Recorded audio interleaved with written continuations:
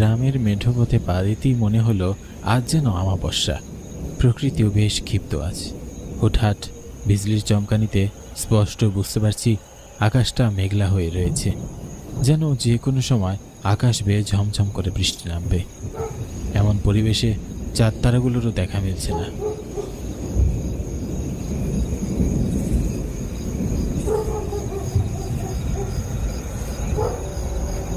তবে মাঝে মধ্যে ঝড়ো হাওয়া বয়ে যাচ্ছে চারপাশ দিয়ে, যেন হাওয়াতে পুরো শরীরে কাঁটা দিয়ে উঠছে। তবে কালো অন্ধকার আর কুকুরের ডাকাডাকিতে চারপাশটা বেশ থমথমে হয়ে রয়েছে। আশেপাশে কোনো মানুষ নেই, বেশ ফাঁকা ফাঁকা। শান্ত স্তব্ধ থমথমে পরিবেশের মধ্যে আমি একা গ্রামের রাস্তা ধরে হেঁটে যাচ্ছি নিজ গন্তব্যে। তবে আজ ভীষণ রাতই হয়েছে, কিন্তু কি আর করার। অন্যের কোম্পানিতে চাকরি করতে গেলে যখন তখন কি আসা যায়। তারপরেও যে ছুটি পেয়ে গ্রামে আসতে পেরেছি এই অনেক। বছরে 2 বার ছাড়া আর কোনো বিশেষ ছুটি পড়ে না আমাদের। তবে মা ভীষণ অসুস্থ থাকায় কোনো মতে মালিককে রাজি করিয়ে আসতে পেরেছি। তবে কাল দিন পার করেই আবার চাকরিতে যেতে হবে। এ যেন এক বাধা পড়া জীবন। যা ভেবেছিলাম তাই হলো। কি করবো এখন এই বৃষ্টির রাতে? যাই গিয়ে ওই গাছটার নিচে গিয়ে দাঁড়াই।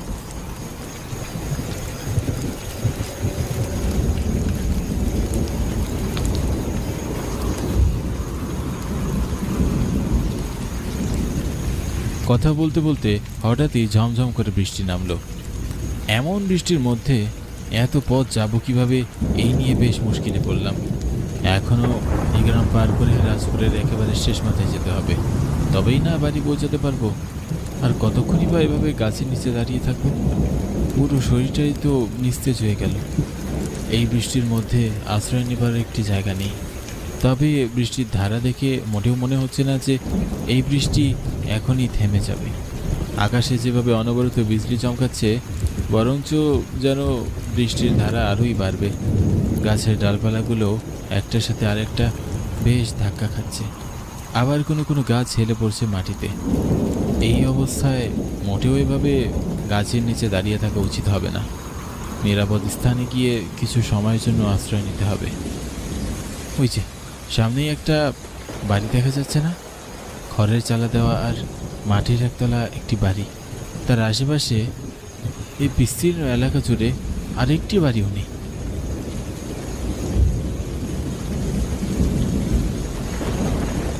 আমি আর বেশি দেরি করলাম না। হাঁটতে হাঁটতে সামনের বাড়িটির উদ্দেশ্যে গেলাম। হাতে একটি কিছু নেই যে মাথায় একটু ধরে বৃষ্টির পানি থেকে রক্ষা পাবো। তবে কি আর করার, পরিস্থিতির শিকার হয়ে হাঁটতে হচ্ছে।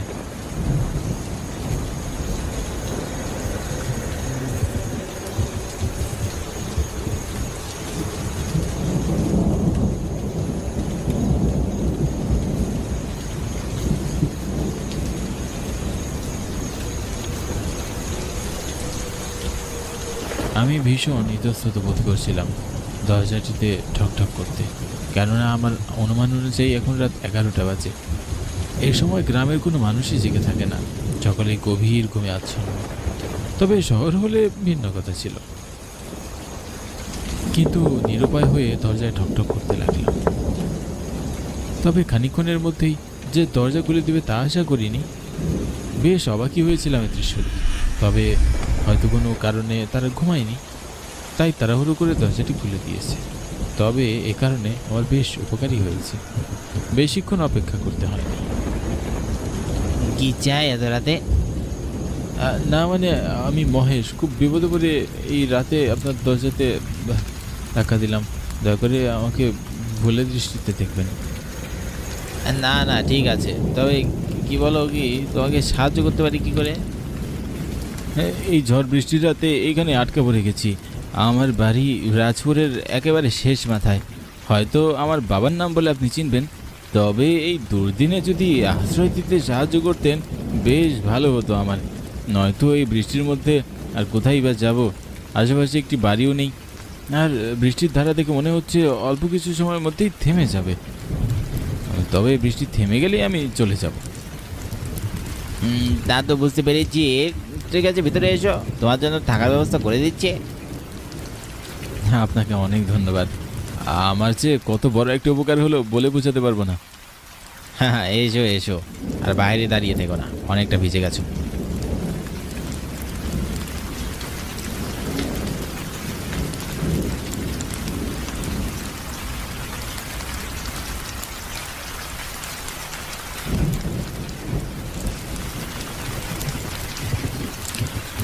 এই নাও, এই ঘরেই আপাতত বসো।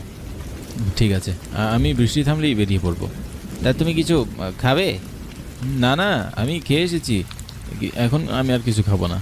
ঠিক আছে, তুমি বিশ্রাম নাও, আমি তাহলে চলি। লোকটি ভীষণ ভালো মানুষ, কোনো রকম পরিচয় না নিয়েই এই রাতে আমাকে আশ্রয় দিয়েছেন। তবে ওই মহিলাটি হয়তো তার স্ত্রী হবে। তবে ওইভাবে কেনই বা এত রাগান্বিত ছিলেন? তবে কি এত রাতে তাদের ঘুম নষ্ট করেছি সেজন্য? তাই বলে এত রাগ করবেন? বেশ অদ্ভুত ব্যাপার তো। মহিলাটির রাগান্বিত চেহারাটি কেন যেন আমার চোখের সামনে থেকে আমি সরাতেই পারছি না। মনে হচ্ছিল যেন আমাকে এখানেই গিলে খাবে। কিন্তু এই শান্ত প্রকৃতির ভদ্র মানুষটাকে দেখে মনে হয় না যে তার স্ত্রী এতটা রাগী মানুষের। যাকে, ওনাদের ব্যক্তিগত ব্যাপার ওনারাই বুঝবে, আমার এসব নিয়ে মাথা ঘামিয়ে লাভ নেই। বৃষ্টিটা থামার অপেক্ষায় করছি। বৃষ্টিটা থেমে গেলেই নিজ গন্তব্যে চলে যাব। চোখটাও বেশ ঝিমিয়ে আসছে, শরীরটাও ক্লান্ত। এই অবস্থায় কিছুতেই যেন বসেই থাকতে পারছি না। বেশ ঘুম ধরেছে, তবে অন্যের বাড়ি, ঘুমাই কি করে? বৃষ্টিটা থেমে গেলে না হয় একটু স্বস্তি পেতাম। ব্যাঙগুলো ডেকে যাচ্ছে অনবরত। কখন যে বৃষ্টিটা থামবে কে জানে। আমি আর আমার চোখ দুটোকে আটকে রাখতে পারছি না। এইবার একটু শুতেই হবে। বৃষ্টি থেমে যাওয়ার আগেই না হয় উঠে যাব। এখন একটু জিরিয়ে নিই।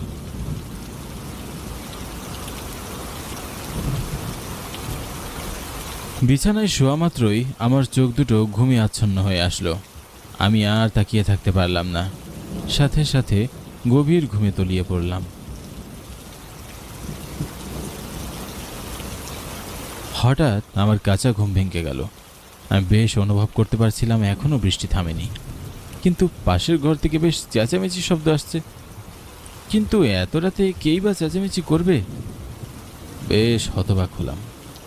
তৎক্ষণাৎ আমার সেই মহিলাটির রাগান্বিত চেহারার কথা মনে হতেই যেন মনে হলো মহিলাটি চেঁচামেচি করছে। তবে কেন? বেশ কৌতূহল হলো জানার। আমি আর কিছুতেই শুয়ে থাকতে পারলাম না।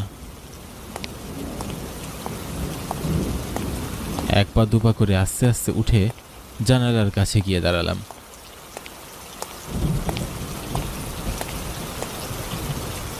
এরপর কোনো শব্দ না করে খুব যত্ন নিয়ে জানালাটি খুললাম। তবে জানালাটি খুলতেই যেন আমার আর কিছুতেই বিশ্বাস হচ্ছিল না। মনে হচ্ছে কোনো স্বপ্ন দেখছি।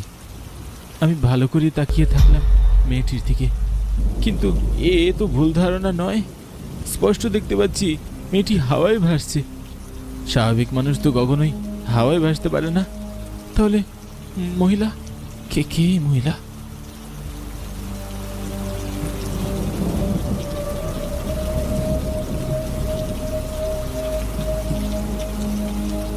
আমার হাত পা কাঁপছে, থরথর করে কাঁপছে, গলা শুকিয়ে আসছে, নিঃশ্বাস যেন পড়ছে না, বুকে মোচড় দিচ্ছে বারবার। মেয়েটি কর্কশ কণ্ঠে বলে উঠল, কেন মেরেছিলি আমায়? কেন? কি দোষ ছিল আমায়? বল। তোর জন্য, শুধুমাত্র তোর জন্য আমার সন্তান পৃথিবীর আলো দেখতে পায়নি। তার কি দোষ ছিল? বল, এখনই বল। আমি কিছু করিনি, কিচ্ছু না, আমাকে ছেড়ে দাও, যেতে দাও আমায়। আজ যখন একবার এসেছি, আমি তোকে ছাড়বো না, নিয়েই যাব। আজ থেকে তুই আমার সাথেই থাকবি।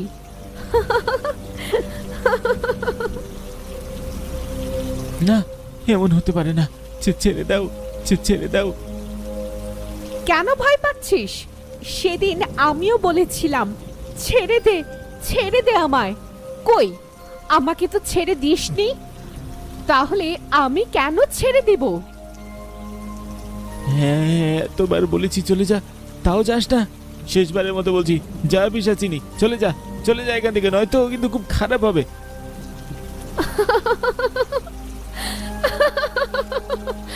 তুই আমার আর কিচ্ছু করতে পারবে না, কিচ্ছু না। এ কথা বলে মহিলাটি লোকটির গলা চেপে ধরল। লোকটি কিছুতেই নিঃশ্বাস নিতে পারছিল না, খুব ছটফট করছিল। আমি আর এক মুহূর্ত দাঁড়ালাম না, ছুটে গেলাম লোকটিকে বাঁচাতে। তাদের ঘরে যেতেও বেশ ভয় করছিল আমার, কিন্তু চোখের সামনে এসব আমি সহ্য করতে পারছিলাম না। ছেড়ে দাও, ছেড়ে দাও লোকটিকে। কে রে? হ্যাঁ, তোর এত বড় সাহস, তুই আমাকে বাধা দিতে এসেছিস? হ্যাঁ, কি অপরাধ করেছে এই লোকটি? ছেড়ে দাও বলছি। তোর যখন এতই দরদ, আয় এর জায়গায় তুই এসে দাঁড়া। কি বলছো তুমি এসব? তোমার মাথা ঠিক আছে? আর কে তুমি?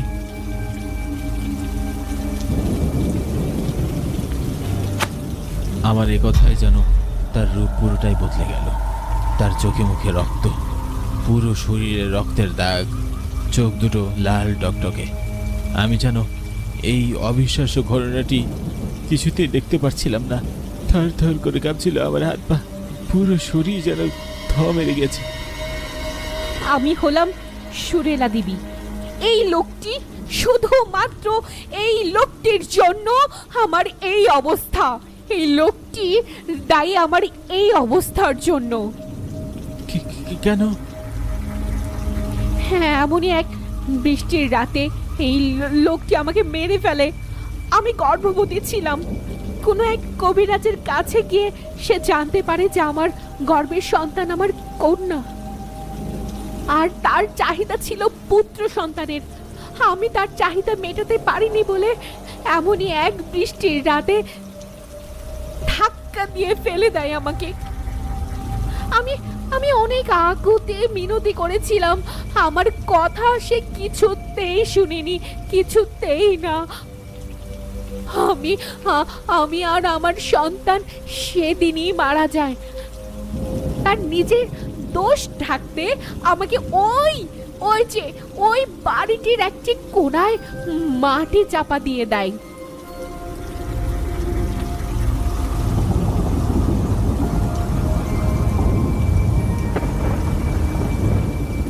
আমার মা বাবা কেউ ছিল না, শুধুমাত্র দাদা আর বৌদি। তাদের এই লোকটি বলেছে আমি পালিয়ে গিয়েছি, তারাও আর কিচ্ছু বলেনি। আমি আর কিছুতেই এই লোকটিকে ছাড়বো না। আমি মেরেই ফেলবো আজকে, একেবারের মতো শেষ করে দিব। না, তুমি এই কাজ করতে পারো না। আমি নিজেই লোকটাকে পুলিশের হাতে তুলে দেব, তার যথাযথ শাস্তি হবে। আমার এই কথা শুনে যেন মেয়েটি স্বস্তি পেয়ে চলে গেল। আমি অবাক হয়ে তাকিয়ে রইলাম মেয়েটির চলে যাওয়ার পথে, আর মেয়েটিকে দেখতে পেলাম না, যেন হাওয়ার সাথে মিশে গেল। এমন এক অপরাধীর নিশ্চয়ই শাস্তি হওয়া দরকার, নয়তো এমন কাজ সে বারবার করবে। তাদের এই চিন্তাভাবনায় কত যে মেয়েদের প্রাণহানি হয়েছে কে জানে। তবে কি এখনো এই সমাজে মেয়ে হয়ে জন্মানো ভুল?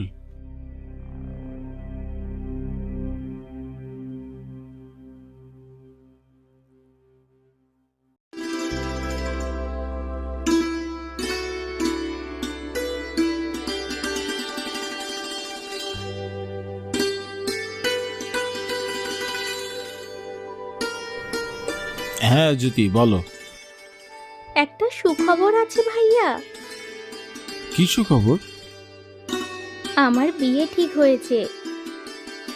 আলহামদুলিল্লাহ, শুনে খুবই ভালো লাগছে। তুমি আজই রওনা হয়ে যাও, আমার বিয়ের সব আয়োজন তোমায় করতে হবে। আমার একমাত্র বোনের বিয়ে, আমি না এসে থাকতে পারি? আমি এখনই টিকিট কাউন্টারে যাচ্ছি। টিকিট পেয়ে গেলে রাত 8টা-9টার মধ্যে আমি বাড়ি পৌঁছে যাব।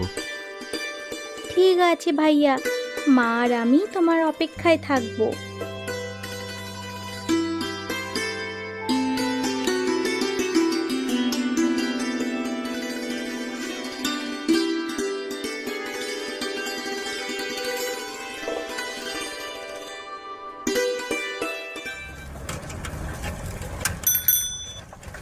চাচা যাবেন? কই যাইবেন? কমলাপুর স্টেশনে। চলেন।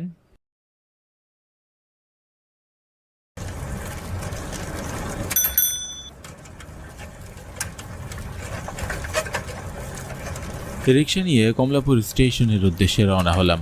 পায়ে হেঁটে গেলে 20 মিনিটের মতো সময় লাগবে, কিন্তু এত বেশি সময় আমার হাতে নেই। আমার একমাত্র বোনের বিয়ে, সময় মতো গিয়ে হাজির হতে হবে। আমি পারভেজ মাহমুদ, ঢাকা শহরে পড়ালেখার পাশাপাশি একটা ছোটোখাটো চাকরি করি। আজ অফিস তাড়াতাড়ি ছুটি হওয়ায় বাজারের দিকে যাচ্ছিলাম। বাসায় আনাজ শেষ হয়ে গেছে। একা মানুষ বাজার করতে ইচ্ছা করে না। গত 1 সপ্তাহ থেকে ডিম ভাজি করেই যাচ্ছি। এখন আর ডিম ভালো লাগে না। কি কি বাজার নিতে হবে তা মনে মনে একবার ভেবে নিলাম। আর তখনই রিমির ফোন আসে। রিমি আমার ছোট বোন। রিমির বিয়ের কথা চলছে বেশ কয়েকদিন থেকে। অবশেষে বিয়েটা ঠিক হয়েই গেল। বোনের কথা ভাবতে ভাবতে কমলাপুর স্টেশনে পৌঁছে গেলাম।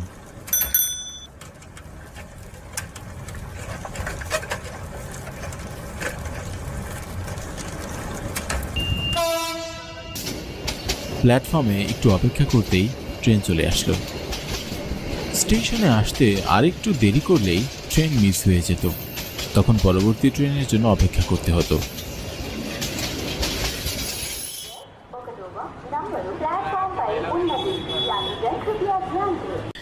ট্রেনে বসে ভাবছি, বোনটা আমার দেখতে দেখতে কতই না বড় হয়ে গেল।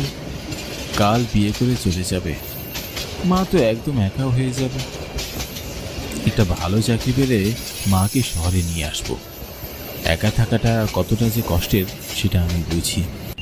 রাত 8:30 বাজে। ট্রেন আজাদপুর স্টেশনে এসে থামে।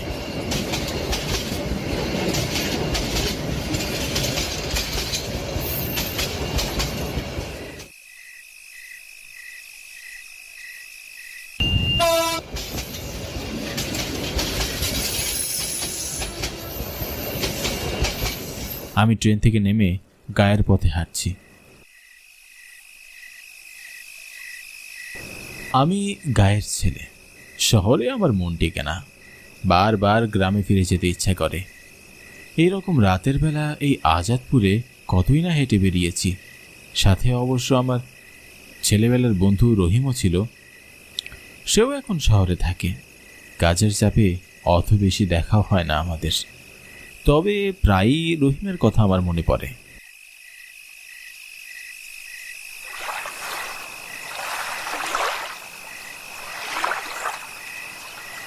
স্বর্ণলতা নদীর ঘাটে এসে দাঁড়ালাম। স্বর্ণলতা নদী এই আজাদপুরের সব থেকে বড় নদী। এই নদীর ঘাটে আসলে আমার মনটা খারাপ হয়ে যায়। মায়ের কাছে শুনেছি 10 বছর আগে এই নদীতে এক কালবৈশাখী রাতের বেলা আমার দাদা মাছ ধরতে এসে আর ফিরে যাননি। এই নদীতে অনেক ভয়ঙ্কর ঘটনা ঘটে। মাঝে মাঝে মৃত লাশ ভেসে ওঠে। আমি ঘাটে এসে নিরাশ হয়ে পড়ি। ঘাটে কোনো নৌকা দেখা যাচ্ছে না। এই হয়েছে রে, আজ আর বাড়ি ফিরতে হবে না মনে হয়। ঘাটে তো কোনো নৌকাই নেই। আশেপাশের অবস্থাটাও তো খুব একটা ভালো নয়।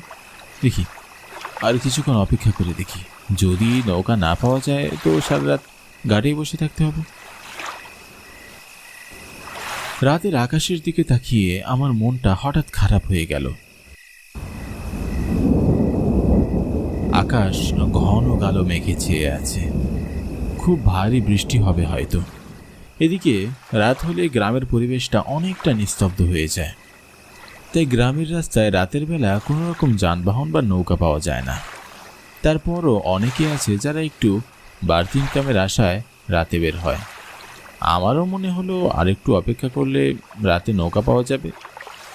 হলোও তাই। দূর থেকে একটা নৌকা আসতে দেখি।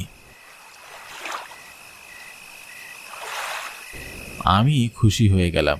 যাক, এবার আর বাড়ি ফিরা নিয়ে চিন্তা করতে হবে না। একটু দেরি হলেও আজকের মধ্যেই বাড়ি পৌঁছানো যাবে। নৌকাটা ঘাটে চলে এসেছে। নৌকার মাঝি চোখ স্থির করে তাকিয়ে আছে আমার দিকে। মাঝির বয়স আনুমানিক 40 থেকে 45 হবে। লোকটির চোখগুলো খুবই বড় বড়। এই লোককে রাতের বেলা ঝেঁকেও দেখলে ভয় পেয়ে যাবে। চাচা যাবেন আজাদপুর গ্রামে? তোমার অপেক্ষায় তো ছিলাম। নৌকার ভিতরে আরও একজন যাত্রীকে দেখা যাচ্ছে। একটা মেয়ে বসে আছে, ধবধবে সাদা শাড়ি পরে, আঁচলে মুখ ঢাকা, ঘোমটাটাও টানা, তাই চেহারাটা দেখা যাচ্ছে না। এত রাতে একটা নৌকায় কোনো মেয়েকে দেখতে পাবো আশা করিনি। ভেবেছি হয়তো সেই ঘাট থেকে নেমে যাবে, কিন্তু অনেকক্ষণ কেটে যাওয়ার পরও মেয়েটার নামার কোনো নাম নেই। তাই আমি আর অপেক্ষা না করে নৌকায় উঠে গেলাম। আমি উঠতেই নৌকা ছল ছল শব্দ করে চলতে লাগলো।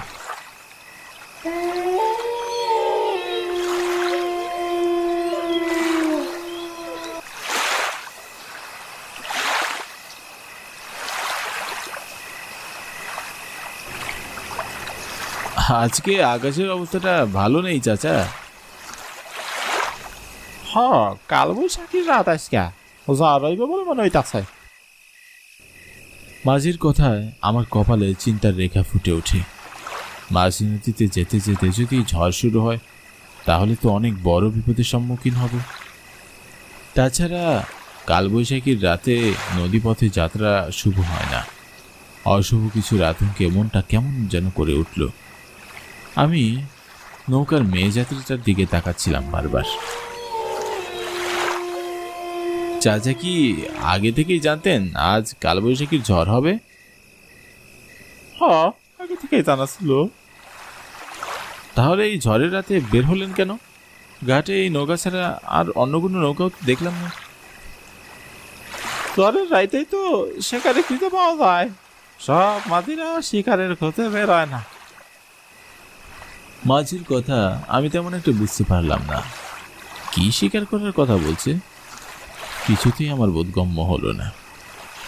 আমি চিন্তা করতে লাগলাম এত রাতে এই মেয়ে কোথায় যাবে, সাথে কেউই নেই। মেয়েটার সাহস দেখে আমি রীতিমতো অবাক। আমি আর কৌতূহল চেপে রাখতে না পেরে জিজ্ঞাসা করে ফেললাম, চাচা এই মেয়েটিকে? প্রথম ভেবেছিলাম ঘাটে নেমে যাবে, কিন্তু ঘাটে তো নামেনি মেয়েটি। তুমি তোমার চিন্তা করো, যার যার জীবন তার তার কাছে খুবই অমূল্য রতন। মাঝির কথা রহস্যে ঘেরা। আমার কেমন যেন মাঝিটাকে সুবিধার মনে হচ্ছিল না। মাঝিটি কি এই মেয়েটার সাথে জোর করবে না তো? কিন্তু মেয়েটা তো কোনো সারা শব্দ করছে না। আমার ইচ্ছে হচ্ছে মেয়েটাকে গিয়ে জিজ্ঞাসা করতে, এত রাতে মেয়েটা কোথায় যাচ্ছে। কিন্তু মেয়েটা কোনো কথাই বলছে না। মাঝিটি আমার দিকে তাকিয়ে একটা হাসি দিয়ে বলল, মেয়েটি আমার বউ। এই ঝড়ের রাতে আপনি আপনার বউকে নিয়ে বের হয়েছেন? আমার বউয়ের খুব শখ কালবৈশাখীর রাইতে শিকার ধরার। মাঝি সেই তখন থেকে শিকার ধরার কথা বলছে। আচ্ছা, তিনি কি মাছ ধরার কথা বলছেন? কালবৈশাখীর রাতে আমার দাদাও মাছ ধরার কথা খুবই বলতো। খুবই শখ ছিল তার। তার নেশা ছিল রাতে মাছ ধরার। চাচা কি মাছ শিকার করতে বের হন রাতের বেলা? মাছ না, মানুষ শিকার করতে বেরোয়। মাঝির শেষের কথায় হঠাৎ আমার হৃৎপিণ্ড লাফিয়ে ওঠে। কালবৈশাখীর ঝড়ের মতো আমার মনে ঝড় শুরু হতে থাকে। মানে চাচা? কালবৈশাখীর রাত বড়ই মজার রাত। এই রাইতে আমরা স্বামী স্ত্রী মানুষ শিকারে বেরোই। মাঝির কণ্ঠ শুনে আমার মূর্ছা যাওয়ার মতো অবস্থা। শেষের কথাগুলো লোকটার মুখে খুবই কর্কশ লাগছিল। কোনো মানুষের কণ্ঠস্বর এত ভয়ানক হতে পারে না। শেষমেশ আমি কিনা একটা ভূতের নৌকায় উঠেছি। নৌকার মেয়েটির দিকে তাকাতে আমি শিউরে উঠি। ঘোমটা ফেলে দিয়ে মেয়েটা তীক্ষ্ণ চোখে তাকিয়ে আছে আমার দিকে। মুহূর্তে মেয়েটির চেহারা খুবই ভয়ঙ্কর হয়ে ওঠে, যা দেখে আমার সর্বশরীর ভয়ে কাঁপতে থাকে।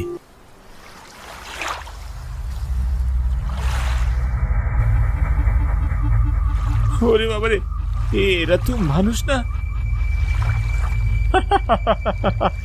কাল বৈশাখীর রাইতে মানুষ পাওয়া বড়ই মুশকিল, কেউ বাড়ি থেকে বাইরে হইতে চায় না। আমার বউরা অনেকদিন ধরে মাছ খাই আছে। আমার অনেক খুশি লাগতেছে, অনেক দিন পর আমরা মানুষ শিকার করছি। বাইচা থাকতে এরকম খাবার পেতাম না, কিন্তু মরণের পর খাবার নিয়ে আর চিন্তা করতে হয় না। কাল বৈশাখীর রাইতে আমার বউরার খিদা বেশি বাইরে যায়। তাদের কথা শুনে আমি স্তব্ধ হয়ে যাই। আমি ভুল নৌকায় উঠেছি। এই নৌকা আমাকে আমার বাড়িতে না সোজা মৃত্যুর দুয়ারে পাঠিয়ে দেবে। আমি বারবার ঘাটের দিকে তাকাচ্ছি। নৌকা ঘাটে এসে ভিড়তে আর অল্প দূর বাকি আছে। আমি গ্রামের ছেলে, সাঁতার কেটে বাকি পথটুকু চলে যেতে পারবো, কিন্তু এই মানুষকে কেউ স্বামী স্ত্রী কি আমাকে ঘাটে যেতে দেবে? ছোটবেলায় মায়ের কাছে কালবৈশাখী রাতের অনেক কথা শুনেছি। এ রাতে দাদা মাছ ধরতে গিয়ে চিরদিনের জন্য হারিয়ে গিয়েছিলেন। মা আমাদের বলেছে দাদা নাকি মানুষকে কেউ আত্মাদের কবলে পড়েছিল। আজ আমিও কি দাদার মতো এই স্বর্ণলতা নদীতে হারিয়ে যাব? কি চিন্তা করস? তোর আজকে আর স্থান নাই। 2 বছর আগে এমনি এক কাল বৈশাখীর রাইতে আমার নৌকা ডুবে গেছিল। আমার লগে আবার বউ ছিল। আমরা 2 তলে নৌকা রাইতের বেলায় গুইরা বেড়াইতাম মাছ ধরার লইগা। আর এখন মরার পর মানুষ শিকারে বেরোয়। এরা কি বলছে এসব? কি করবো আমি এখন? নিস্তব্ধ কালো বৈশাখীর এই রাতে আমাকে কেউ বাঁচাতে আসবে না। মাঝি ও মেয়েটি রাগী দৃষ্টিতে তাকিয়ে থাকে আমার দিকে। তাদের চাহনি দেখে ভয়ে কলিজার পানি শুকিয়ে যায়। আমার 2 পাশে ঘোর বিপদ, কি করবো বুঝে উঠতে পারছি না। দাদার মতো আমিও চিরতরে এই মানুষকে আত্মাদের হাতেই মরব। তারা আমার লাশ চিরে চিরে খাবে। আমার লাশটাও আমার পরিবারের কেউ পাবে না। আমি নদীর পানির দিকে তাকাই। যদি এই ভরা নদীতে লাফতে, তাহলে এই মানুষকে অশরীরদের হাতে মরতে হবে না। মরলে পানিতে ডুবে মারা যাবো, তাও এই অশরীরদের হাতে মরবো না। মানুষকে এই আত্মাদের হাত থেকে আমাকে যে করেই হোক বাঁচতে হবে। নদীতে ঝাঁপ দেওয়ার পরে অনেক কষ্টে আমি উপরে উঠি। তারপরে ভয় আর ক্লান্তিতে জ্ঞান হারিয়ে ফেলি।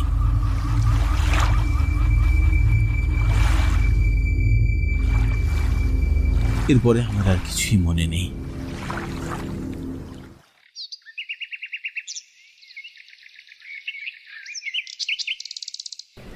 জ্ঞান ফেরার পর আমি আমাকে একটা বাড়ির ভিতরে আবিষ্কার করি। ভালোভাবে লক্ষ্য করতেই দেখি এটা আমার বাড়ি। আমার মা বোন আমার কাছে আসে। তারা আমাকে বলে আমি নাকি স্বর্ণলতা নদীর ঘাটে জ্ঞান হারিয়ে পড়েছিলাম। তারা আমাকে খুঁজতে গিয়ে ঘাটের মধ্যে পড়ে থাকতে দেখে। আমি মা ও আমার বোনকে রাতের বেলা সব ঘটনা খুলে বলি। সেই রাতে আমি বেঁচে গিয়েছি, কিন্তু যে পরিমাণে ভয় পেয়েছিলাম তা ভাবলে এখন আমার শরীরের লোম দাঁড়িয়ে যায়।